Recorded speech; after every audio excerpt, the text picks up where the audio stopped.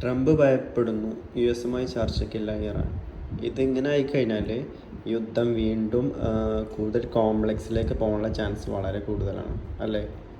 കാരണം ഒരു ചർച്ച നടക്കാതെ നമുക്കൊരിക്കലും ഒരു സോൾവ് ആവും പറയാൻ പറ്റില്ലല്ലോ.